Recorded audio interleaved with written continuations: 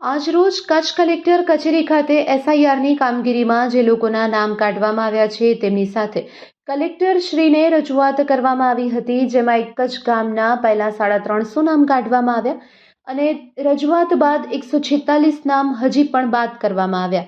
જ્યારે આ ગામના બીએલઓ જે સરકારી કર્મચારી છે અને જે 14 વર્ષથી તે ગામમાં શિક્ષક તરીકે નોકરી કરે છે તેઓ પણ હાજર રહ્યા હતા.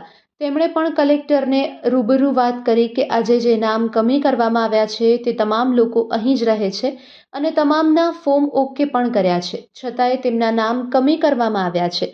જ્યારે બીએલઓ પણ સાક્ષી પૂરતા હોય ત્યારે આ એસઆઈઆરની કામગીરી ખરેખર ભાજપ પ્રેરિત હોય તેવું સ્પષ્ટપણે દેખાઈ આવે છે, કેમ કે ફક્ત ને ફક્ત એવા લોકોના નામ કાઢવામાં આવ્યા છે જેઓ ભાજપને મત આપતા નથી. ત્યારે આજે ગુજરાત પ્રદેશના આગેવાન રફીકભાઈ મારાએ પણ ચીમકી આપી હતી કે જો આ નામ પાછા નાખવામાં નહીં આવે તો આજે કામગીરી થઈ રહી છે, ચૂંટણી પંચ હોય કે કલેક્ટર દ્વારા, તો તેનો વિરોધ કરી કલેક્ટર ઓફિસની બહાર તેમજ અંદર ભાજપ કાર્યાલય કાળી સહીથી લખવામાં આવશે તેવી ચીમકી રફીકભાઈ મારા દ્વારા આપવામાં આવી હતી. સાહેબ એસઆઈ મુદ્દે રજૂઆત હતી. કલેક્ટર સાહેબ નથી ને આપણા ચૂંટણી અધિકારી છે એની બહાર આપને મળી અમે રજૂઆત કોંગ્રેસ તરફથી રહી છે. હું રફીક મારા ગુજરાત પ્રદેશ કોંગ્રેસનો મંત્રી, નવાબભાઈ બચ્ચુ મુસ્લિમ સમાજના કચ્છના પ્રમુખ છે, સરપંચ છે વનવારના, બધા રહેવાસી વનવાર એક જ ગામનું લઈને આવ્યા છે પર્ટિક્યુલર, એટલે રાઇટિંગમાં કંઈ દીધું નથી, મૌખિક જ આપણે વાત કરવા આવ્યા છે. તો આ ગામને મેં અગાઉ રજૂઆત કરી હતી કે 300 ને 350 નામ કમી કરવામાં આવ્યા એક બૂથમાંથી. પછી એ લોકો કીધું કે ફોર્મ જે 7 ભર્યો છે એના આધારે પછી એના પછી પણ હજી અમે વાત કરી એના પછી 168 નામો હજી પણ કાઢી નાખવામાં આવ્યા. હવે 168 નામ કાઢી નાખી તું રહેવાસી છે, બીએલઓ ઓલરેડી એનો સર્વે કર્યો છે, બધા આધારો છે, છતાંય નામ કાઢી દેવામાં આવે છે. આ પર્ટિક્યુલર અમને સમજાવતું નથી, કેમ કે આ ગાઈડલાઈન હેઠળ ચાલતું હોય છે એવું દેખાય છે. પહેલો તો ફોર્મ નંબર 6 હતા એ પ્યોર બધા ઝેરોક્ષ કરેલા, એક માન્ય ફોર્મ નતા જે ફોર્મ નંબર 7 ભરેલા છે બધા તદ્દન ખોટા. જેણે ફોર્મ નંબર 7 ભર્યા છે એનો રહેવાસી નથી પર્ટિક્યુલર, એ પણ નંબર પેલા ખોટા છે. આ આધાર સાથે તમે પૂછો આ બધા નામ પણ છે આપણે. મોટી વાત આ બધો સર્વે કરનાર આપણે જવાબદારી આપી દીધી બીએલઓને, ગામના બીએલઓને, બરાબર છે. ગામના બીએલઓ હતા એમણે આખું સર્વે કર્યું, નોટિસ આવ્યા એના બાદ પણ એમણે સર્વે કર્યું. એમણે સર્વે કર્યું, જાતે પાછા ગયા, આખી ઓનલાઈન પ્રક્રિયા કરી છે, છતાંય એ પાછા નામ કાઢી નાખવામાં આવ્યા છે. એ ગામના બીએલઓ સાહેબ આવ્યા, બરાબર. તમારું નામ બતાવી નિકુંજ માણી મારું નામ છે. હું છેલ્લા 20 વર્ષથી શિક્ષક તરીકે જોબ કરું છું અને છેલ્લા 14 વર્ષથી વનોરામાં જ છું, બરાબર.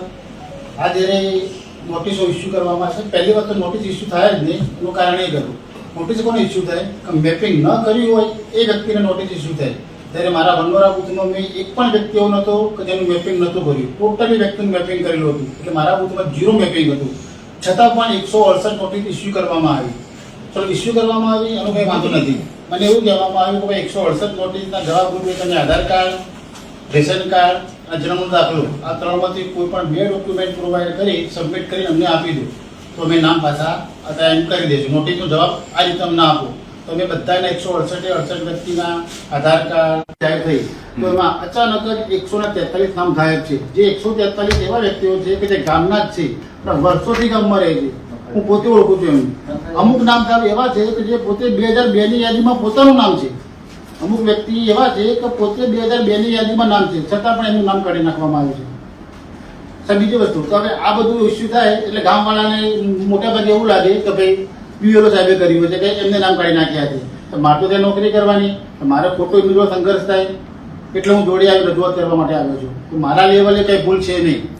બરાબર સાહેબ નતા અમે જબરદસ્તી શેનામાં લઈએ કે સાહેબ આ એક સરકારી કર્મચારી જેને આ બધી કામગીરી કરી એ જ કહે છે કે બધું ખોટું છે, છતાંય દેખાય છે કે આ કામગીરી ખોટી છે, સ્પષ્ટ દેખાય છે. આ મને એવું દેખાય આ આખો જે પ્રોગ્રામ છે ફોર્મ નંબર 7 ભાજપ કાર્યાલય ભરવામાં આવેલ ફોર્મ, એક કે સરકારી માન્ય ફોર્મ એક બધા ઝેરોક્ષ છે સર. ત્યારે વાતથી કલેક્ટર સાહેબ કીધું હતું એ ફોર્મ જેટલા પણ ઝેરોક્ષ છે રદ કરશું, કેમ કે સરકાર માન્ય ફોર્મની ઝેરોક્ષ કોપી આ 2 કોપી અલગ હતી.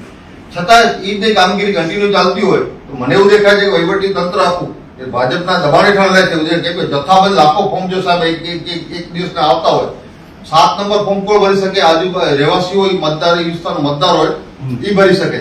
આ જેટલા પણ ફોર્મ ભરે એમાં એક વ્યક્તિ એ વિસ્તાર નથી ને પ્લસમાં એના નંબર સાચા નથી, ચૂંટણી કાર્ડ નંબર સાચા નથી. વિગતો આપો તમે. વિગતો સાહેબ તમને આપી જ છીએ.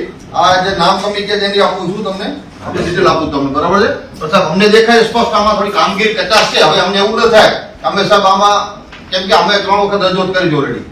અમે ઉગ્રને બનવું પડે. અમે એ માંગણી કરી છે કે પ્રેમથી પતે, કેમ કે અમે કલેક્ટરશ્રીને પણ રજૂઆત કરી, છતાં આ વસ્તુ એમને એમ થતી હોય આ યોગ્ય નથી સર. ના, હું ડેફિનેટલી બોલું. હા. અને એમને આપું છું. આ ગામનો સોટો થઈ જાય, કેમ કે આપણા કચ્છના પ્રશ્નો છે. આ એક ગામની તમને કહું છું, આપણે 168 જણા નામ કાઢવા હોય તો ગામો ગામ કેટલા કાઢી નાખવામાં આવે છે. આ નવી પંચાયત જે આપણે ડિક્લેર કરી પરમ દિવસે આપણે જાહેર કરી છે નવી પંચાયત. કોંગ્રેસના આગેવાન પણ હતા, એ ભાજપ પણ અને આ બાજુ બધાની વચ્ચે ડિક્લેર કલેક્ટરશ્રી આપી છે, બરાબર છે? તો અમારે રજૂઆત સ્પેશિયલી સર કહું છું, આ થોડું ખાસ ધ્યાન કરીને કે ના, હું બોલાવું. ડેપ્યુટી બોલાવું છું. બરાબર.